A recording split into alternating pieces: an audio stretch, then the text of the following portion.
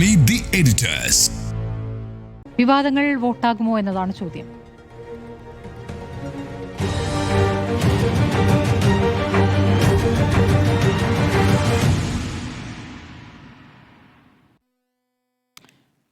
Jimmy, ഒരുപാട് വിവാദങ്ങൾ ഇതിനിടയ്ക്ക് വന്നു. അതിലാദ്യം ശബരിമല സ്വർണ്ണക്കൊള്ളയായിരുന്നു. വലിയ രീതിയിൽ സർക്കാർ പ്രതിരോധത്തിലാവുകയും ചെയ്തതാണ്. അതിനുശേഷമാണ് രാഹുൽ മാങ്കൂട്ടത്തിൽ വിഷയം വരുന്നത്. അപ്പോൾ രണ്ടിലേതാണ് ചർച്ചയാവുക? തദ്ദേശ തെരഞ്ഞെടുപ്പിൽ സാധാരണഗതിയിൽ സംസ്ഥാനം പൊതുവിൽ ചർച്ച ചെയ്യുന്ന രാഷ്ട്രീയ വിഷയങ്ങൾ അത്ര വരാറില്ല. പക്ഷേ ഇത്തവണ അത് മാറുമോ? വിവാദങ്ങൾ ചർച്ചയാവുമോ? പൊതുരീതി അതാണെങ്കിലും വിവാദങ്ങൾക്ക് ഒരു പഞ്ഞവുമില്ലാത്തൊരു തെരഞ്ഞെടുപ്പ് കാലമാണ്. ഇങ്ങനെ ഒരു തെരഞ്ഞെടുപ്പ് കാലം തദ്ദേശ തെരഞ്ഞെടുപ്പിന് തൊട്ട് മുമ്പ് കേരളത്തിൽ ഉണ്ടായിട്ടില്ല എന്നാണ് എൻ്റെ ഒരു ഓർമ്മ. ഓഗസ്റ്റിലാണ് രാഹുൽ മാങ്കൂട്ടത്തിനെതിരായ ശബ്ദ സന്ദേശം ആദ്യമായി പുറത്തു വരുന്നത്. അതിനുശേഷം ഒരു മാസം കഴിയുമ്പോൾ ശബരിമലയിലെ കൊട്ടിഘോഷിച്ച് നടന്ന ശബരിമല വിശ്വാസ സംഗമം വരുന്നു. അതിനുശേഷം ഒരു മാസം കഴിയുമ്പോൾ ശബരിമലയിലെ സ്വർണ്ണക്കൊള്ള വാർത്തയായി വരുന്നു. ഇങ്ങനെ ഈ 2-3 വിവാദങ്ങളിൽ തെരഞ്ഞെടുപ്പിന് തൊട്ടുമുമ്പുള്ള മാസങ്ങൾ സജീവമായി നിൽക്കുകയും അത് ഉയർന്നു വരികയുമാണ് ചെയ്തുകൊണ്ടിരുന്നത്. ഇപ്പോൾ അതിൻ്റെ ഉച്ചസ്ഥായിയിലാണ്. ഒരു വല്ലാത്ത ബഹളമാണ്. എല്ലാവരും ഓരോരുത്തർ അവരവർക്ക് വേണ്ട കാര്യങ്ങളായി എടുത്തെടുത്ത് പറഞ്ഞുകൊണ്ടിരിക്കുന്ന ഒരു പ്രത്യേക സാഹചര്യത്തിൽ കേരളം പകുതി തെരഞ്ഞെടുപ്പിൻ്റെ നാളെ കൊട്ടിക്കലാശം കഴിഞ്ഞാൽ പകുതി കേരളം വോട്ടെടുപ്പിലേക്ക് നീങ്ങാനും പോവുകയാണ്. അങ്ങനെ നിൽക്കുന്ന ഒരു സാഹചര്യത്തിലാണ് നമ്മളിപ്പോൾ ഈ വിഷയം സംസാരിക്കുന്നത്. ഇന്നിപ്പോൾ രാഹുൽ മാങ്കൂട്ടത്തിൻ്റെ വിഷയത്തിൽ ഒരു വലിയ ട്വിസ്റ്റ് നടന്ന ഒരു ദിവസം കൂടിയാണല്ലോ ഇന്ന്. സാധാരണ തദ്ദേശ തെരഞ്ഞെടുപ്പിൽ ഇത്തരം വിവാദങ്ങളൊന്നും വോട്ടായി മാറാറില്ല എന്നുള്ളതാണ് സത്യമെന്ന് മാത്രമല്ല, ഇതിനു മുമ്പ് ഇപ്പോൾ 2020-ലായാലും 2015-ലായാലും ഇത്തരം വലിയ വിവാദങ്ങളുടെ പുറകെ പോയിട്ടൊന്നും അതൊന്നും ഏറ്റിട്ടില്ല എന്നുള്ളതാണ്. അന്നും ഒരു 2020-ലും ഒരു സ്വർണ്ണമായിരുന്നു വിഷയം. അതുമായി ബന്ധപ്പെട്ടുള്ള വിവാദമായിരുന്നു. മുഖ്യമന്ത്രിയുടെ ഓഫീസായിരുന്നു. മുഖ്യമന്ത്രിയുടെ ഓഫീസുമായി ബന്ധപ്പെട്ട് ആ ഓഫീസിലെ ഏറ്റവും പ്രധാനപ്പെട്ട ഉദ്യോഗസ്ഥൻ്റെ പിന്നാലെയായിരുന്നു. പക്ഷേ അതൊന്നും വോട്ടായി മാറിയില്ല എന്നുള്ള 2020 നമ്മൾ കണ്ടതാണ്. 2020 വോട്ടായി മാറിയില്ല എന്നുകൊണ്ട് 2025 വോട്ടായി മാറില്ല എന്ന് പറയാൻ എനിക്കറിയില്ല. പക്ഷേ പൊതുരീതി അങ്ങനെയാണ്. എങ്കിലും രാഹുൽ മാങ്കൂട്ടത്തിൽ ഒരു പ്രത്യേക സവിശേഷ കേസായി എല്ലാവരും പറയുന്ന സാഹചര്യത്തിൽ കേരളം എന്തായാലും ഈ വിഷയം ചർച്ച ചെയ്യുന്നുണ്ട്. കേരളമായ വിഷയത്തിൽ സജീവമായി അഭിപ്രായ വ്യത്യാസങ്ങളൊക്കെ പുറത്തു പറയുന്നുമുണ്ട്. ഇന്നത്തെ പ്രത്യേകത, ഇതുവരെ രാഹുൽ മാങ്കൂട്ടത്തിനെ പിടിക്കാൻ ഓടിച്ച പോലീസിന് ഇനിയിപ്പോൾ പിടിക്കേണ്ട എന്ന ഒരു തീരുമാനമെടുക്കാൻ നിർബന്ധിതമായ ദിവസമാണ്. കോടതി അറസ്റ്റ് ചെയ്യേണ്ട കാര്യമില്ല, ഇപ്പോൾ അറസ്റ്റ് ചെയ്യരുത്, പ്രതിക്ക് പറയാനുള്ളത് കേൾക്കേണ്ടത് വളരെ പ്രധാനപ്പെട്ടതാണ് എന്ന് ഹൈക്കോടതി വിശദമായി പറഞ്ഞിരിക്കുകയാണ്.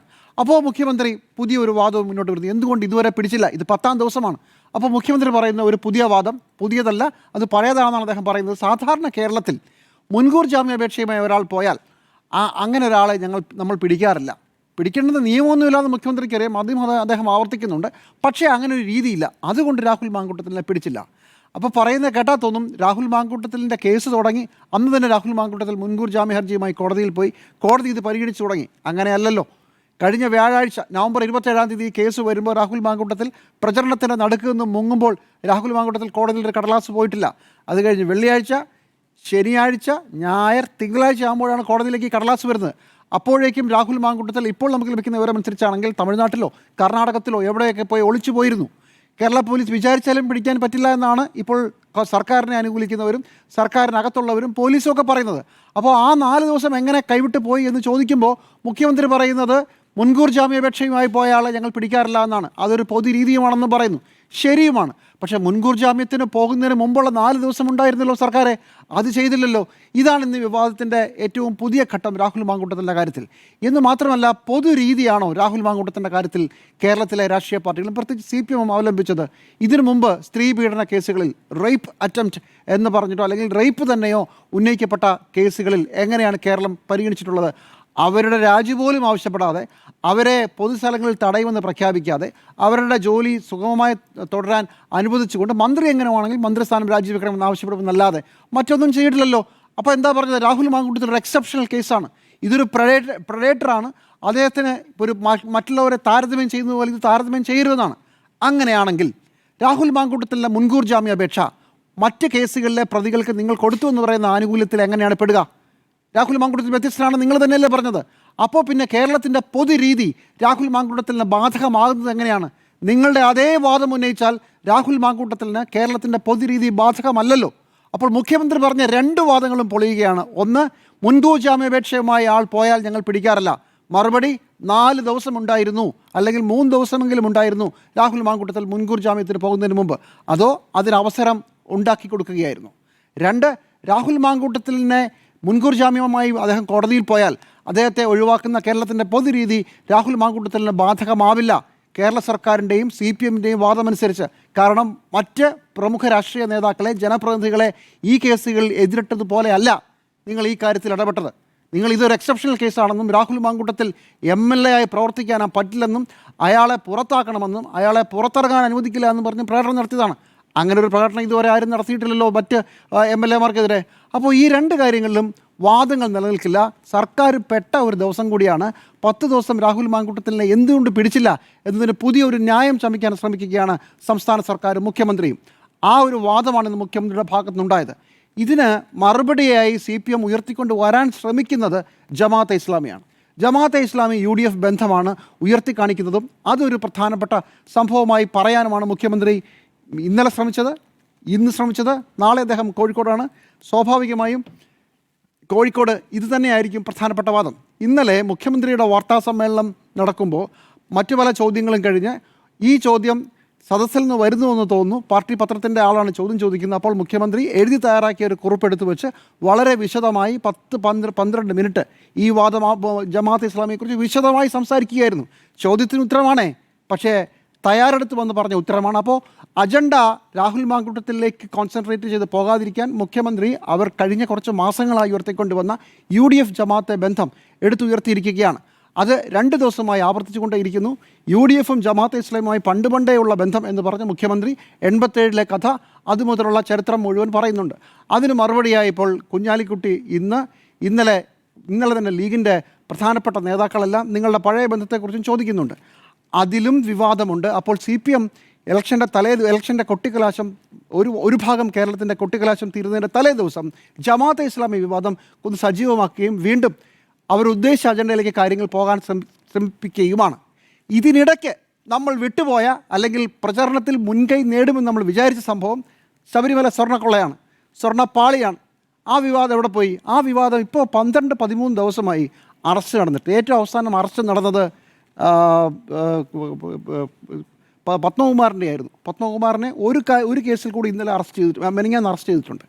ഈ രണ്ട് കാര്യങ്ങളിൽ അറസ്റ്റ് പത്മകുമാറിൻ്റെതാണ്. അതിനുശേഷം പിന്നെ 10-12 ദിവസമായി അറസ്റ്റ് നടക്കുന്നില്ല.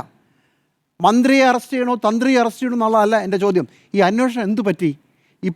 ഇതിനകം തന്നെ പ്രതിപട്ടികയിൽ പേര് ചേർത്തിട്ടുള്ള ആളുകളുടെ 1-2-3 പേരുകൾ ബാക്കിയുണ്ട്. അവരെ പോലും അറസ്റ്റ് ചെയ്യുന്നില്ല. ഇതെന്താ, സ്വർണ്ണപ്പാളി അന്വേഷണം നിലച്ചിരിക്കണം. കാരണം ശ്രദ്ധ മാറുന്നു, മറ്റ് വിഷയങ്ങളിലേക്ക് പോകുന്നു.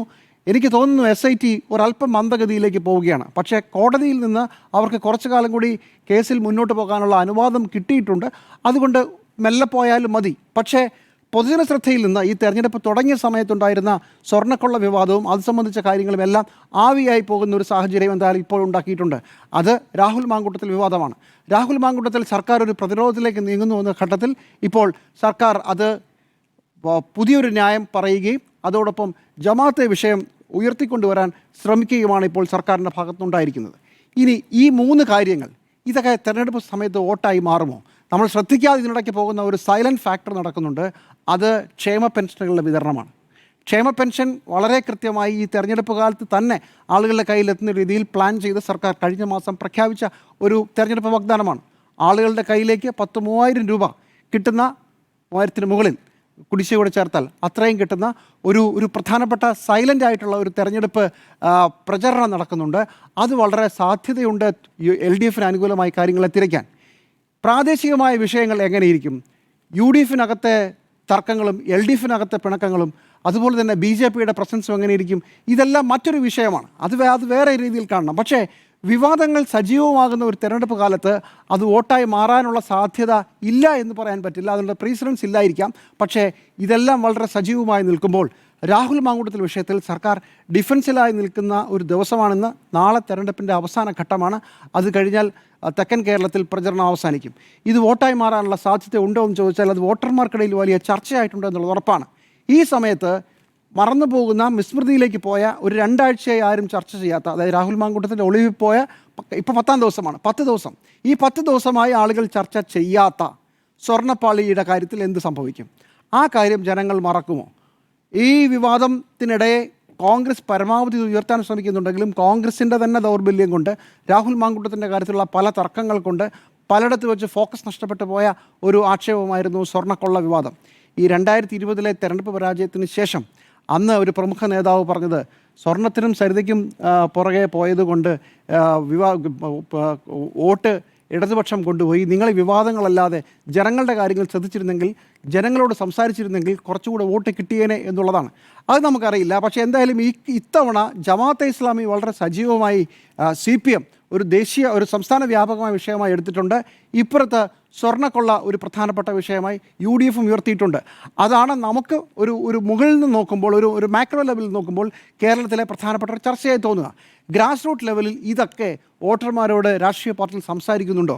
ഞാൻ മനസ്സിലാക്കുന്ന പലയിടത്തും രാഷ്ട്രീയ പാർട്ടികൾ ഈ വോട്ടഭ്യർത്ഥനയുമായിട്ടൊക്കെ പോകുമ്പോൾ ഇത് സംബന്ധിച്ച് ചോദ്യം ജനം ഇങ്ങോട്ട് ചോദിക്കുന്നുണ്ട്. ശബരിമലയുടെ കാര്യം, രാഹുലിൻ്റെ കാര്യം, എല്ലാവർക്കും അമ്പ് കൊള്ളുന്നുണ്ട്.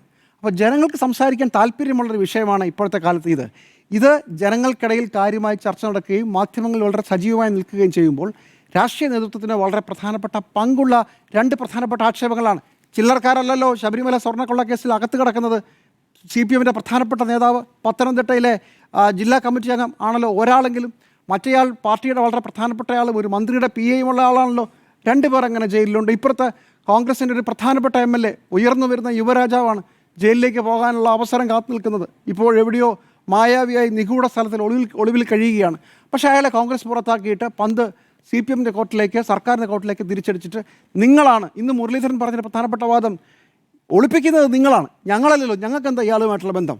മുഖ്യമന്ത്രി ഇന്നും ആ വിഷയത്തിൽ നേരത്തെ പറഞ്ഞ മുൻകൂർ ജാമ്യ ഹർജി നടക്കുമ്പോൾ തൊടില്ല എന്നൊരു ഡിഫൻസ് കൂടാതെ എടുത്തു പറഞ്ഞൊരു കാര്യം, നിങ്ങൾ പറയോ, ഈ കോൺഗ്രസ്സുകാർ തന്നെ പറ, ഇപ്പോഴെങ്കിലും പറ, എവിടെയാണ് ഒളിപ്പിച്ച് വെച്ചിരിക്കുന്നത്, നിങ്ങൾ പിടിച്ചാൽ മതി എന്നുള്ളതാണ്.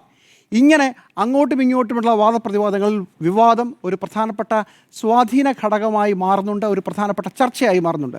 ഇത് വോട്ടായി മാറുമെന്ന് എനിക്കറിയില്ല. പക്ഷേ എൻ്റെ ഒരു ഗട്ട് ഫീലിംഗ്, ഈ വിവാദങ്ങൾക്കപ്പുറം ഗ്രാസ് റൂട്ട് ലെവലിലെ ഒരുപാട് വിഷയങ്ങൾ ചർച്ചയാകുന്നതോടൊപ്പം സർക്കാരിൻ്റെ ക്ഷേമ പെൻഷൻ വിതരണം ഒരു സജീവ ഘടകമായി മാറാൻ സാധ്യതയുണ്ട്. അങ്ങനെ ഒരു മേൽക്കൈ ഓരോ സ്ഥലങ്ങളിലെയും വളരെ സാധാരണ മനുഷ്യർക്കിടയിലെ വോട്ട് ബേസ്, അതാണ് CPMൻ്റെയും LDFൻ്റെയും കോൺഫിഡൻസ്. ഇതുവരെയുള്ള തിരഞ്ഞെടുപ്പിൽ 2010 മാത്രമാണ് UDFന് എന്തെങ്കിലുമൊക്കെ വലിയ അത്ഭുതങ്ങൾ ചെയ്യാൻ സാധിച്ചിട്ടുള്ളത്. അല്ലെങ്കിൽ പഴയ ജില്ലാ കൗൺസിലായാലും അതിനുശേഷമുള്ള ത്രിതല ഗ്രാമപഞ്ചായത്തിൻ്റെ സ്ട്രക്ചറായാലും ഒരു കാലത്തും UDFന് മേൽക്കൈ നേടാൻ പറ്റാത്തൊരു സ്ഥലമാണ്. അവിടെയാണ് ഒരു തവണ കൂടി തിരഞ്ഞെടുപ്പ് നടക്കുന്നത്. LDFന് അപ്പോൾ തന്നെ അവരുടെ മെഷീനറി കൊണ്ട് ഒരു മേൽക്കൈ ഉണ്ട് എന്നവർ വിചാരിക്കുന്ന ഒരു സ്ഥലമാണ്. പക്ഷേ ഇത്തവണത്തെ വിവാദങ്ങൾ ജനങ്ങൾ സംസാരിക്കുന്നു, ജനങ്ങൾ ചർച്ച ചെയ്യുന്നു എന്നുള്ള ഒരു കാര്യമുണ്ട്. അതും മറ്റ് കാര്യങ്ങൾക്കൊപ്പം ചർച്ചയായും വോട്ടിനെ സ്വാധീനിക്കുന്ന ഘടകമായും മാറിയേക്കാം എന്നാണ് എൻ്റെ അഭിപ്രായം. വിവാദങ്ങൾ വോട്ടാകുമോ? ചർച്ച തുടരാം. സുജയ, എന്താണ് കരുതുന്നത്?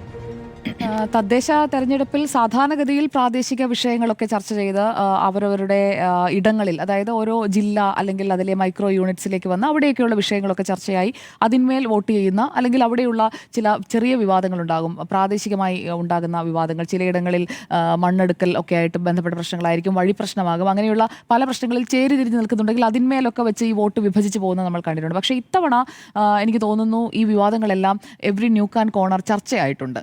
പല വിവാദങ്ങളാണ്. ഏതെങ്കിലും ഒരു വിഷയം മാത്രമല്ല, രാഹുൽ മാങ്കൂട്ടത്തിലിന് എതിരെ വന്ന ഈ ശബ്ദരേഖ, അത് കേരളത്തിൽ അങ്ങോളം ഇങ്ങോളം മലയാളികൾ ഉള്ളിടത്തെല്ലാം കേട്ടിട്ടുണ്ട്, അത് ചർച്ചയായിട്ടുണ്ട്. കാരണം സമൂഹ മാധ്യമങ്ങളിലൂടെയും അതേക്കുറിച്ച് ഡിസ്കഷൻ നടക്കുകയാണ്.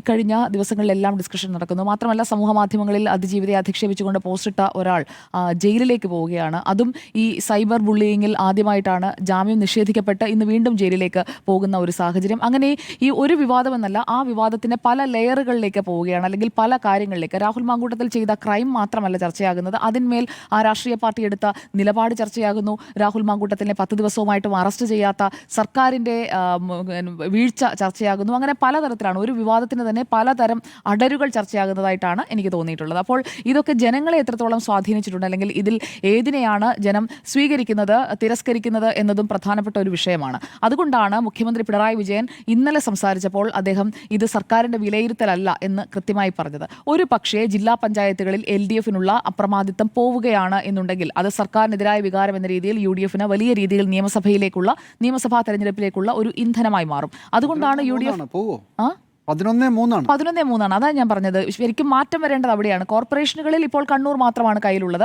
അതിൽ നിന്ന് ഒരു മാറ്റം ഒരുപക്ഷേ BJP തിരുവനന്തപുരത്ത് കയറി വരികയോ അല്ലെങ്കിൽ തൃശ്ശൂരിൽ കയറി വരികയോ അല്ലെങ്കിൽ തിരിച്ച് സംഭവിക്കുകയോ, അതുപോലെ തന്നെ എറണാകുളത്ത് UDF തിരിച്ചു വരികയോ, എറണാകുളത്ത് UDF തിരിച്ചു വരികയോ അങ്ങനെയുള്ള കാര്യങ്ങൾ സംഭവിക്കുമോ എന്നുള്ളത് നമ്മൾ കോർപ്പറേഷൻ്റെ ലെവലിൽ ആലോചിക്കുന്നുണ്ട് അല്ലെങ്കിൽ കരുതുന്നുണ്ട്. പക്ഷേ ഞാൻ ജില്ലാ പഞ്ചായത്താണ് ഇപ്പോൾ എന്തായാലും ശ്രദ്ധയോടുകൂടി നോക്കുന്നത്. കാരണം ഒരു ജില്ലാ പഞ്ചായത്ത് പിടിക്കുക എന്ന് പറഞ്ഞു കഴിഞ്ഞാൽ അത്രയും മണ്ഡലങ്ങളിലെ നിയമസഭയിലേക്കുള്ള സ്വാധീനം എന്ന രീതിയിലാണ് നമ്മൾ അതിനെ കാൽക്കുലേറ്റ് ചെയ്ത് കൊണ്ടുപോകുന്നത്. അപ്പോൾ അസംബ്ലി ഇസ് ഈക്വൽ ടു ജില്ലാ പഞ്ചായത്ത്, മറ്റ് കോർപ്പറേഷനുകൾ അല്ലെങ്കിൽ തദ്ദേശ സ്ഥാപനങ്ങളിലേക്ക് കിട്ടുന്നതിനപ്പുറം. അപ്പോൾ 11 ജില്ലാ പഞ്ചായത്തുകൾ കയ്യിലുള്ള LDFന് സ്വാഭാവികമായി ഒരു മേൽക്കൈ കഴിഞ്ഞ നിയമസഭാ തെരഞ്ഞെടുപ്പിലും കിട്ടുന്നത് നമ്മൾ കണ്ടതാണ്. അതേ രീതിയിൽ ട്രാൻസ്ഫർ ചെയ്യപ്പെടുകയാണ്. പക്ഷേ ഇത്തവണ അതങ്ങനെ ട്രാൻസ്ഫർ ചെയ്യപ്പെടുന്ന രീതിയിൽ, പ്രത്യേകിച്ചും മൂന്നാം ഭരണം എന്നുള്ള ലക്ഷ്യവുമായി അത് കിട്ടുമെന്നുള്ള ഉറച്ച ആത്മവിശ്വാസത്തോടെ മുന്നോട്ട് പോവുകയാണ്. ഒരു വല്ലാത്ത കുതിപ്പാണ് ആ കാര്യത്തിൽ, ആത്മവിശ്വാസത്തിന്റെ കാര്യത്തിൽ. നമ്മൾ 2021 തുടർഭരണത്തിന്റെ സമയത്ത് അല്ലെങ്കിൽ തുടർഭരണം കിട്ടുമെന്നുള്ള ഒരു പ്രതീക്ഷയിൽ മുന്നോട്ട് വെച്ചതിനേക്കാൾ കൂടുതൽ ആത്മവിശ്വാസം ഇപ്പോൾ പലരിലും കാണുന്നുണ്ട്. അത് അതേപടി വരുമോ? കേരളത്തിൽ ഇന്ന് വരെ സംഭവിച്ചിട്ടില്ല.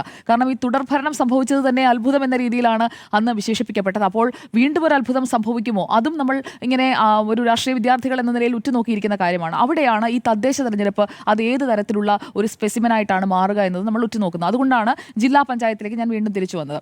ഈ ജില്ലാ പഞ്ചായത്തുകളിൽ UDF പ്രതീക്ഷിക്കുന്ന രീതിയിൽ ഒരു മുന്നേറ്റം ഉണ്ടാക്കാൻ കഴിഞ്ഞിട്ടില്ല എങ്കിൽ, അതായത് തൽസ്ഥിതി തുടരുകയാണെങ്കിൽ തന്നെ അത് അവർക്ക് വലിയ രീതിയിലുള്ള ഒരു നെഗറ്റീവായി മാറും. LDFന് ആത്മവിശ്വാസം കൂടുകയും ചെയ്യും. കാരണം സർക്കാരിനെതിരായിട്ടുള്ള ഭരണവിരുദ്ധ വികാരം ഒരു ടേമിലെ അല്ല, 2 ടേമിലെയാണ്.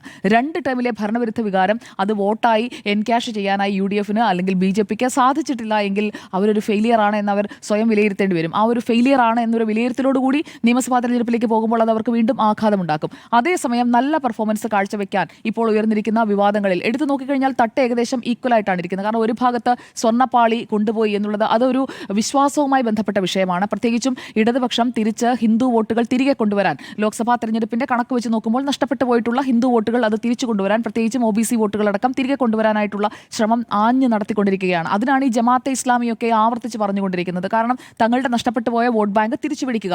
അതുകൊണ്ടാണ് ജമാഅത്തെ ഇസ്ലാമി വിഷയം ലഘുവാണെന്ന് ഞാൻ കരുതുന്നില്ല. കാരണം UDFൽ ജമാഅത്തെ ഇസ്ലാമിയുടെ സ്വാധീനം അത് സാദിഖ് അലി തങ്ങളെ കൊണ്ട് ഇമ്മീഡിയറ്റ് റെസ്പോൺസിലേക്ക് എത്തിക്കുന്ന തരത്തിലേക്ക്, കാരണം ജമാഅത്തെ ഇസ്ലാമിയെ പിണറായി വിജയൻ വിമർശിച്ചാൽ ഉടനെ മറുപടി പറയാനായി സാദിഖ് അലി തങ്ങൾ ഇറങ്ങി പുറപ്പെടുന്ന രീതിയിലേക്ക് അത്രയും ഒരു ഗ്രേവ് കൺസേൺ ഉള്ള ഒരു ഇഷ്യൂ ആയി അത് മാറിക്കഴിഞ്ഞിരിക്കുകയാണ്. അപ്പോൾ അത് നമ്മൾ ആദ്യമായിട്ടാണ് കാണുന്നത്. ഞാൻ ഇതിനു മുൻപ് കണ്ടിട്ടില്ല സാദിഖ് അലി തങ്ങൾ ഇത്രയും ഒരു ക്വിക്ക് റെസ്പോൺസ് മുഖ്യമന്ത്രി നടത്തിയതിന് തൊട്ടു പിന്നാലെ നടത്തുന്ന PK കുഞ്ഞാലിക്കുട്ടി, MK മുനീർ, അങ്ങനെ ഒരു ഘട്ടമായി ഒടുവിലാണ് ലീഗിന്റെ അധ്യക്ഷൻ പാണക്കാട് സാദിഖ് അലി ശിഹാബ് തങ്ങളുടെ ഒരു പ്രതികരണത്തിലേക്ക് എത്തുന്നത്. പക്ഷേ ക്വിക്ക് റിയാക്ഷനിലേക്ക് പോവുകയാണ്. അപ്പോൾ അതും ഒരു വിഷയമാണ്. അത് മനഃപൂർവ്വം മുഖ്യമന്ത്രി തന്നെ എടുത്തിട്ട ഒരു വിഷയമായിട്ടാണ് ഞാൻ കരുതുന്നത്. അത് എത്രത്തോളം വോട്ടുകളെ സ്വാധീനിക്കുമെന്നതും ഒരു പ്രധാനപ്പെട്ട കാര്യമായി തന്നെയാണ് ഞാൻ നോക്കിക്കാണുന്നത്. ഇനി അടുത്ത വിഷയത്തിലേക്ക് വന്നു കഴിഞ്ഞാൽ, ഇനിയിപ്പോൾ ഈ പരസ്യപ്രചാരണം മറ്റന്നാളാണ് അവസാനിക്കുക, 7-ാം തീയതിയാണ് അവസാനിക്കുക. 9-ാം തീയതിയാണല്ലോ ആദ്യഘട്ട വോട്ടെടുപ്പ്. അപ്പോൾ 2 സെറ്റായിട്ടാണ് ഈ തെരഞ്ഞെടുപ്പ് നടക്കുന്നത്. ഈ 2 സെറ്റിലും 2 തരത്തിലായിരിക്കും ക്യാമ്പയിൻ. അവസാന ദിവസങ്ങളിലെ ഒരു സൈലന്റ് ക്യാമ്പയിൻ എന്ന് പറയുന്നത് 2 തരത്തിലായിരിക്കും. തെക്കൻ ജില്ലകളിലെ ഒരു ക്യാമ്പയിൻ്റെ സ്വഭാവമായിരിക്കില്ല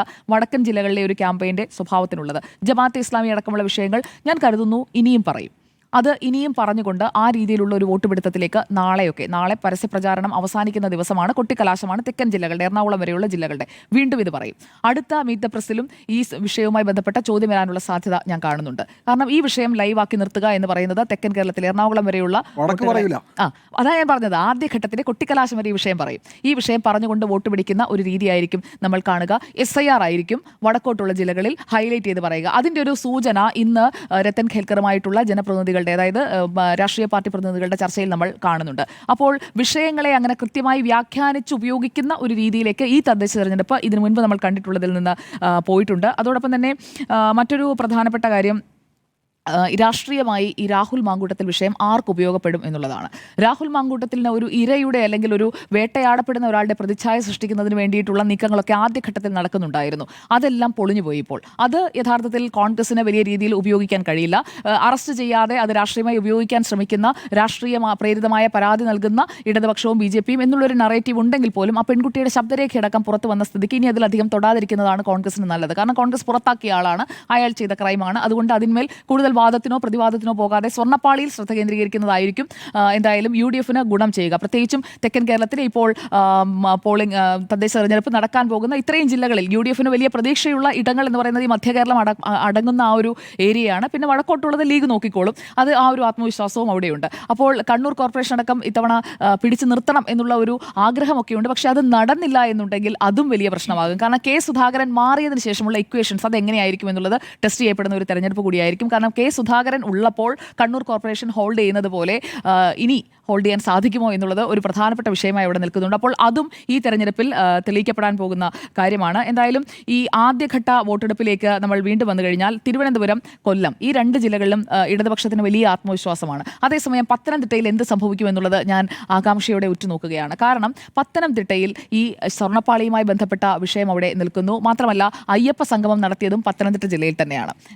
സെപ്റ്റംബറിൽ നടത്തിയ അയ്യപ്പ സംഗമം. അപ്പോൾ അയ്യപ്പ സംഗമം നടത്തിയതിനു ശേഷം സ്വർണ്ണപ്പാളി കൊണ്ടുപോയതിലെ പിന്നിലെ കേസ് അത് വന്നു നിൽക്കുന്നത് പത്തനംതിട്ട ജില്ലാ കമ്മിറ്റി അംഗത്തിലേക്കാണ്. അപ്പോൾ ഇതുവരെ പുറത്താക്കിയിട്ടില്ല, നടപടിയെടുത്തിട്ടില്ല. മറുഭാഗത്ത് കോൺഗ്രസ് പത്തനംതിട്ടക്കാരനായ രാഹുൽ മാങ്കൂട്ടത്തിലിനെ പുറത്താക്കിയിരിക്കുന്നു. അപ്പോൾ ആ ജില്ലയിൽ അതെങ്ങനെയാണ് പ്രതിഫലിക്കാൻ പോകുന്നത് എന്നത് പ്രധാനപ്പെട്ട കാര്യമാണ്. ഇടതുപക്ഷത്തിന് ഒരു അപ്രമാദിത്വം അവിടെ നിലനിർത്താൻ സാധിക്കുമോ, അതോ ഫെന്നി നൈനാനെ മത്സരിപ്പിച്ചതിലൂടെ UDF അല്ലെങ്കിൽ കോൺഗ്രസിന് അവരുടെ ഗ്രിപ്പ് അവിടെ ഉള്ള ഗ്രിപ്പ് കൂടി നഷ്ടപ്പെടുമോ എന്നുള്ളതും പത്തനംതിട്ടയിൽ ഒരു സ്പെസിമെനായി നിൽക്കുകയാണ്. ആലപ്പുഴയിൽ വിഭാഗീയത ഇപ്പോഴും നിലനിൽക്കുന്നുണ്ടോ? കാരണം വിഭാഗീയത എന്ന് പറയുമ്പോൾ പാർട്ടിക്കുള്ളിലെ വിഭാഗീയതയല്ല, CPIM-ഉം CPI-യും തമ്മിലുള്ള ഏറ്റവും താഴെത്തട്ടിലെ ചില പ്രശ്നങ്ങൾ അത് ഏറ്റവും കൂടുതലായിട്ട് ഇപ്പോഴും ഉയർന്നു വന്നുകൊണ്ടിരിക്കുന്നു എന്നുള്ളത് ഒരു പരിഹരിക്കപ്പെടാത്ത പ്രശ്നമായി നിൽക്കുകയാണ്. മുന്നണിക്കുള്ളിലെ മത്സരം നമ്മൾ ബീഹാറിലൊക്കെ കണ്ടതുപോലെ പരസ്പരം മത്സരിക്കുന്ന സ്ഥാനാർത്ഥികൾ ഈ തദ്ദേശ തെരഞ്ഞെടുപ്പിൽ കൂടിയിട്ടുണ്ട്. അപ്പോൾ അത് ഏത് മുന്നണിക്കാണ് കൂടുതൽ പ്രശ്നമുണ്ടാക്കുക, അതും ഈ തെരഞ്ഞെടുപ്പിൽ കാണാൻ പോകുന്ന കാര്യമാണ്. ഇനി നമ്മൾ ഇടുക്കിയിലേക്കും എറണാകുളത്തേക്കും വന്നു കഴിഞ്ഞാൽ ഇവിടെയും ഉണ്ടായിരുന്നു ഈ 2 ജില്ലകളിലും സ്ഥാനാർത്ഥി നിർണ്ണയമടക്കം കട്ടപ്പനയിലൊക്കെ അവസാനം വരെ ഈ സ്ഥാനാർത്ഥികളെ നിശ്ചയിക്കുന്നതിലടക്കം പേയ്മെന്റ് സീറ്റ് വിവാദം വന്ന കാസർഗോഡ് അടക്കം അങ്ങനെ പല പല വിഷയങ്ങൾ വന്നിട്ടുണ്ട്. അപ്പോൾ അതൊക്കെ ജനങ്ങൾ കണക്കിലെടുത്തിട്ടുണ്ടോ? തങ്ങൾക്ക് ആഗ്രഹമുള്ള അല്ലെങ്കിൽ തങ്ങൾ ഇവിടെ തങ്ങളെ പ്രതിനിധികളായി വരണം എന്ന് ആഗ്രഹിച്ച ആളുകളെ അല്ല സ്ഥാനാർത്ഥികളാക്കി നിർത്തിയത്. അങ്ങനെയൊക്കെയുള്ള ഒരു ആളുകൾക്ക് ഉള്ളിൻ്റെ ഉള്ളിൽ ഒരു ഹെയ്റ്റ് ഉണ്ടായിട്ടുണ്ടോ എന്നതും ഈ തെരഞ്ഞെടുപ്പിലൂടെ കാണാൻ കഴിയുമെന്നാണ് ഞാൻ കരുതുന്നത്. അപ്പോൾ എന്തായാലും വിവാദങ്ങൾ ചർച്ചയായിട്ടുണ്ട്, വിവാദങ്ങൾ വോട്ടാകാനുള്ള സാധ്യതയുമുണ്ട്. കാരണം പതിവിലും അധികം സാധാരണ ഒരു തദ്ദേശ തെരഞ്ഞെടുപ്പ് സമയത്ത് നമ്മൾ കാണുന്നതിലും കൂടുതൽ വിവാദങ്ങളാണ് വന്നു നിന്നത്. ഇനിയിപ്പോൾ രാഹുൽ മാങ്കൂട്ടത്തിലിന്റെ മുൻകൂർ ജാമ്യാപേക്ഷയിലുള്ള തീരുമാനം തിങ്കളാഴ്ചയാണ്. ആദ്യഘട്ട വോട്ടെടുപ്പ് നടക്കുന്നത് രാഹുൽ മാങ്കൂട്ടത്തിലിന്റെ സ്വന്തം ജില്ലയായ പത്തനംതിട്ട ഉൾപ്പെടുന്ന ഇടങ്ങളിൽ നടക്കാൻ പോകുന്നത് 9-ാം തീയതിയാണ്. അപ്പോൾ അതിനു മുൻപ് ഒരു അറസ്റ്റൊക്കെ സംഭവിക്കുകയാണെങ്കിൽ അന്നത്തെ ദിവസം മുഴുവൻ അത് ലൈവായി നിൽക്കുമ്പോൾ അത് പിറ്റേ ദിവസത്തെ തെരഞ്ഞെടുപ്പിനെയും 11-ാം തീയതിയിലെ തെരഞ്ഞെടുപ്പിനെയും സ്വാധീനിക്കാനായിട്ടുള്ളൊരു സാധ്യതയൊക്കെ ഉണ്ട്. അതിനുവേണ്ടിയുള്ള ഒരു കളമൊരുക്കലാണോ നടക്കുന്നത് എന്നതും ന്യായമായി സംശയിക്കാവുന്ന കാര്യമാണ്. അപ്പോൾ എന്തായാലും വിവാദങ്ങൾ വോട്ടായി മാറും എന്നത് തന്നെയാണ് എൻ്റെ അഭിപ്രായം. വിവാദങ്ങൾ വോട്ടാകുമോ എന്ന ചോദ്യത്തിന് വോട്ടാകാനാണ് സാധ്യത എന്നുള്ളതാണ്. സാധാരണഗതിയിൽ തദ്ദേശ തെരഞ്ഞെടുപ്പിൽ പ്രാദേശിക വിഷയങ്ങളാണ് ചർച്ചയാവുക. പക്ഷേ ജില്ലാ പഞ്ചായത്തിലേക്കൊക്കെ എത്തുമ്പോഴേക്കും നേരത്തെ സുജിയ പറഞ്ഞ പോലെ അപ്പോഴേക്കും രാഷ്ട്രീയ വിഷയങ്ങൾ, കേരളത്തിൽ പൊതുവായി ചർച്ച ചെയ്യപ്പെടുന്ന രാഷ്ട്രീയ വിഷയങ്ങൾ പ്രധാനപ്പെട്ട വിഷയമാകാറുണ്ട്. ഇത്തവണ അത്തരത്തിൽ നിരവധി വിവാദ വിഷയങ്ങളുണ്ട് എന്നുള്ളതാണ്. ശബരിമല സ്വർണ്ണപ്പാളി വിഷയം അത് വിശ്വാസവുമായി ബന്ധപ്പെട്ടതാണ്. വിശ്വാസം എന്ന് വെച്ചാൽ CPM-നെ സംബന്ധിച്ച് ഈ ഭൂരിപക്ഷ വോട്ട് ഒരു പ്രധാനപ്പെട്ട വിഷയം തന്നെയായിരുന്നു. കഴിഞ്ഞ ലോക്സഭാ തെരഞ്ഞെടുപ്പിൽ നഷ്ടപ്പെട്ട വോട്ട് തിരിച്ചു പിടിക്കാനായി ആഗോള അയ്യപ്പ സംഗമം നടത്തിയ അതിനുശേഷം തൊട്ടു പിന്നാലെ വന്ന ശബരിമല സ്വർണ്ണക്കൊള്ള എന്നുള്ളത്. അപ്പോൾ അതിനെ എങ്ങനെ മറികടക്കും എന്നുള്ള വിഷയം അവിടെ നിൽക്കുന്നു. ആ അന്വേഷണത്തിൽ നിന്നും അല്ലെങ്കിൽ ആ ചർച്ചകളിൽ നിന്നും അല്പമെങ്കിലും കാര്യങ്ങൾ വഴിമാറ്റാൻ രാഹുൽ മാങ്കൂട്ടത്തിൻ്റെ ലൈംഗികാരോപണങ്ങൾ ഒരു ഘടകമായിട്ടുണ്ട്. അത് CPM-നെ സഹായിച്ചിട്ടുണ്ട്. പക്ഷേ ആ കേസിലും ഇപ്പോൾ എത്തി നിൽക്കുന്ന കാര്യം അത് പാർട്ടി പുറത്താക്കി എന്ന നടപടിക്ക് ശേഷം എന്താണ് അറസ്റ്റ് ഉണ്ടാക്കാത്തത്, പോലീസ് ഇത്ര ദിവസം എന്ത് ചെയ്യുകയായിരുന്നു എന്ന ചോദ്യം ഈ 10-ാം ദിവസം ചോദിക്കുമ്പോൾ കോടതിയിലേക്ക് എത്തുമ്പോൾ ഇന്നാണ് ഇപ്പോൾ അറസ്റ്റ് തടഞ്ഞുകൊണ്ടുള്ള തീരുമാനം വരുന്നത്. അപ്പോഴും കോടതിയിൽ ഈ കേസുകളിൽ എടുക്കുന്ന കോടതിയുടെ നിലപാട് എന്താകും എന്നുള്ളതൊരു ആശങ്ക ജനിപ്പിക്കുന്ന കാര്യമാണ്. ഹൈക്കോടതി ഇപ്പോൾ പറഞ്ഞിരിക്കുന്നത് പ്രതിക്ക് പറയാനുള്ളതും കൂടി കേൾക്കും എന്നുള്ളതാണ്. പൂർണ്ണമായും കേൾക്കപ്പെടാതെ ഒരു പ്രതിയും അറസ്റ്റ് ചെയ്യപ്പെടരുത് എന്നൊരു വാചകം കോടതിയുടെ ഭാഗത്തുനിന്നുണ്ടായിട്ടുണ്ട്. അപ്പോൾ അതിൽ ഒരു കൺസെൻഷ്യൽ ബന്ധമാണ് എന്ന് തന്നെ അയാൾ സമ്മതിച്ചുകൊണ്ട് തന്നെ അതിൽ റേപ്പ് നടന്നിട്ടില്ല എന്ന വാദമാണ് ഉന്നയിക്കുന്നത്. ആ നിർബന്ധിത ഗർഭചിത്രം തെളിയിക്കാനായാൽ കേസിൻ്റെ സ്വഭാവം മാറും. SITയെ സംബന്ധിച്ച് രണ്ടാമത്തെ FIR-മായി ബന്ധപ്പെട്ട് മൊഴി ലഭിക്കുക എന്നുള്ളത് പ്രധാനമാണ്. ഇതുവരെയും ആ യുവതി മൊഴി നൽകാൻ തയ്യാറായിട്ടില്ല എന്നുള്ളൊരു സാഹചര്യം അവിടെ നിൽക്കുന്നു. ഇതിനിടയ്ക്കാണ് റിനി ആദ്യമായി കാര്യങ്ങൾ വെളിപ്പെടുത്തിയ റിനിക്ക് വീടിന് നേരെ ആക്രമണം ഉണ്ടാകുന്നു, കൊല്ലുമെന്ന ഭീഷണി വരുന്നു എന്നുള്ളതൊക്കെ. ഇതൊക്കെ തന്നെയും പോലീസുമായി ബന്ധപ്പെട്ടാണ്, ആഭ്യന്തര വകുപ്പുമായി ബന്ധപ്പെട്ടാണ്. അവർ നൽകേണ്ട സംരക്ഷണമാണ്, അവർ ഉറപ്പുവരുത്തേണ്ട കാര്യങ്ങളാണ്. അപ്പോൾ അതിൽ എത്രത്തോളം കാര്യങ്ങൾ ഉണ്ടായിട്ടുണ്ട് എന്നുള്ളതും ചർച്ചയാകും എന്നുള്ളതാണ്. അപ്പോൾ സ്വർണ്ണപ്പാളിയാണോ അതോ രാഹുൽ മാങ്കൂട്ടമാണോ എന്ന് ചോദിച്ചാൽ രണ്ടും ഒരേ തരത്തിൽ ചർച്ചയാകാനുള്ള സാധ്യതയുണ്ട്. ഇപ്പോൾ ശബരിമലയുമായി ബന്ധപ്പെട്ട് ഈ തദ്ദേശ തെരഞ്ഞെടുപ്പിൽ ഒരു പൂർണ്ണമായ തീരുമാനം ഉണ്ടാകില്ല എങ്കിലും അടുത്ത നിയമസഭാ തെരഞ്ഞെടുപ്പാകുമ്പോഴേക്കും അതെങ്ങനെ ഡെവലപ്പ് ചെയ്യുമെന്ന് പറയാൻ പറ്റില്ല. കാരണം വൻ തോക്കുകളെ പിടിക്കണമെന്നാണ് കഴിഞ്ഞ ദിവസം കോടതി പറഞ്ഞിട്ടുള്ളത്. വൻ തോക്കുകൾ ആരാണ് എന്ന ചോദ്യം വരുമ്പോൾ ഒരുപക്ഷേ ഈ പത്മകുമാറിന് അപ്പുറത്തേക്ക് അന്നത്തെ ദേവസ്വം മന്ത്രിയിലേക്കൊക്കെ കാര്യങ്ങൾ എത്തുമോ എന്നുള്ള ചോദ്യം അവിടെ നിൽക്കുന്നു. ജസ്റ്റിസ് KT ശങ്കറിന്റെ റിപ്പോർട്ട് ഇതുവരെ വന്നിട്ടില്ല. ആ റിപ്പോർട്ട് അതായത് നിയമസഭാ തെരഞ്ഞെടുപ്പിന് തൊട്ട് മുമ്പായി അതായത് ഈ ആറാഴ്ച കൂടി സമയം ജനുവരി 5-ന് ഇടക്കാല റിപ്പോർട്ട്. അതെ, 6 ആഴ്ച സമയം കൂടി കൊടുത്തിരിക്കുന്നു. അപ്പോൾ അതിനിടയ്ക്ക് എന്തൊക്കെ സംഭവിക്കുമെന്നുള്ളത് നമുക്ക് പറയാൻ പറ്റില്ല. അപ്പോൾ അതൊരു നിർണായകമായ വിഷയമായി അവിടെ നിൽക്കുന്നു. ഇനി അടുത്തതായി ഒരു കാര്യം, ഇപ്പോൾ മുഖ്യമന്ത്രി ഇപ്പോൾ ഈ മീറ്റ് ദ പ്രസ് സംഘടിപ്പിക്കുന്നത് തന്നെ ചില കാര്യങ്ങൾ ഊന്നാൻ വേണ്ടിയിട്ടാണ്, അതിലേക്ക് ശ്രദ്ധ തിരിക്കാൻ വേണ്ടി തന്നെയാണ്. അതിൽ കൃത്യമായ രാഷ്ട്രീയമുണ്ട്. അപ്പോൾ മീറ്റ് ദ പ്രസിൽ ഓരോ ദിവസവും ഉന്നയിക്കുന്ന വിഷയങ്ങൾ എന്താണെന്ന് നമുക്കറിയാം. ഒന്ന്, സർക്കാരിൻ്റെ നേട്ടങ്ങൾ, ഈ ദാരിദ്ര്യമുക്ത കേരളം എന്നൊക്കെയുള്ള കാര്യങ്ങൾ ഉന്നയിക്കുന്നു. ക്ഷേമ പെൻഷൻ്റെ കാര്യം പറയുന്നു. അതോടൊപ്പം കോൺഗ്രസ് എത്രത്തോളം ബലഹീനമാണ്, കോൺഗ്രസിലെ പ്രശ്നങ്ങൾ, ഇതാണ് ആവർത്തിച്ച് പറഞ്ഞുകൊണ്ടിരിക്കുന്നത്. രാഹുൽ മാങ്കൂട്ടത്തിൽ വിഷയത്തിൽ കോൺഗ്രസ്സുകാർ സംരക്ഷിക്കുന്നു എന്ന് പറയുമ്പോൾ പോലീസ് എന്ത് ചെയ്യുന്നു എന്ന ചോദ്യത്തിന് കൃത്യമായ മറുപടി പറയാതെ ഇവേഡ് ചെയ്യുകയാണ് മുഖ്യമന്ത്രി ചെയ്തിട്ടുള്ളത്. അതവിടെ ഒരു വിഷയം നിൽക്കുന്നു. ഇനി കഴിഞ്ഞ ഉപതെരഞ്ഞെടുപ്പിലൊക്കെ തന്നെയും CPM ഉന്നയിച്ചുകൊണ്ടിട്ടുള്ള ഒരു കാര്യമാണ് ഈ പറയുന്ന ജമാഅത്തെ ഇസ്ലാമി വിഷയം. ജമാഅത്തെ ഇസ്ലാമി അതത് ഘട്ടങ്ങളിൽ ഓരോ മുന്നണിയുമായും കൈകോർത്തിട്ടുണ്ട്. LDFുമായി കൈകോർത്ത വിഷയങ്ങളൊക്കെ നമ്മൾ ഒരുപാട് തവണ ചർച്ച ചെയ്തിട്ടുണ്ട്. ദേശാഭിമാനി 96-ൽ എഴുതിയിരിക്കുന്ന മുഖപ്രസംഗത്തിൽ തന്നെ കൃത്യമായി ഈ ജമാഅത്തെ ഇസ്ലാമിയുടെ കൂടി പിന്തുണ ലഭിക്കുന്നതിനെക്കുറിച്ച് അതിൽ വിശദമായി തന്നെ പറയുന്നു. അതിനുശേഷം മുഖ്യമന്ത്രിയുടെ പ്രതികരണം അത് 2009-ലാണ്. ജമാഅത്തെ ഇസ്ലാമി നിലപാടുള്ള സംഘടന എന്ന് പിണറായി വിജയൻ പറഞ്ഞത്. അന്നത്തെ പത്രങ്ങളിൽ വാർത്തയുണ്ടെന്ന്, അതൊക്കെ കട്ടിങ്സ് ഉണ്ട്, അതൊക്കെ പുറത്തിറങ്ങുന്നുണ്ട്. ജമാഅത്തെ ഇസ്ലാമിയുമായി സംസാരിച്ചത് വാസ്തവമെന്ന് പിണറായി വിജയൻ പറയുന്നുണ്ട്. അത് ജമാഅത്തെ ഇസ്ലാമി അങ്ങോട്ട് പോയിട്ട് ഇങ്ങോട്ട് പോയി എന്നുള്ളതല്ല, സംസാരിച്ചിട്ടുണ്ട് എന്നുള്ളതാണ്.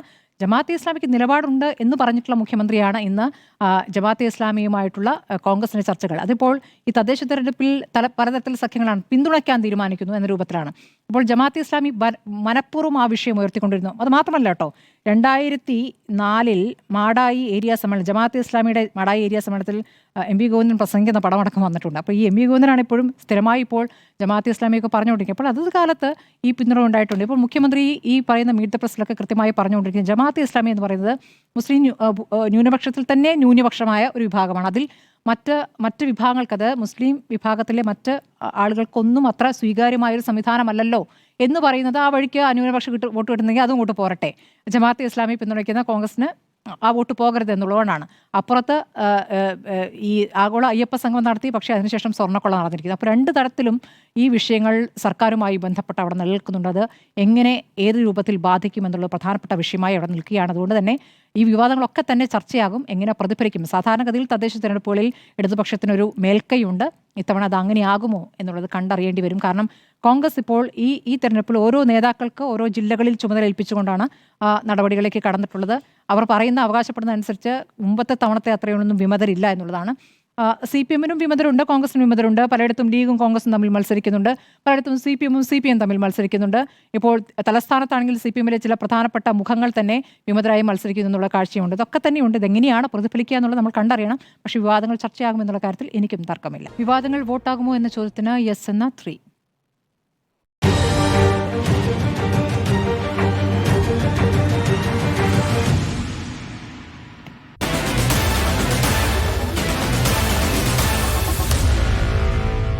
Meet the editors.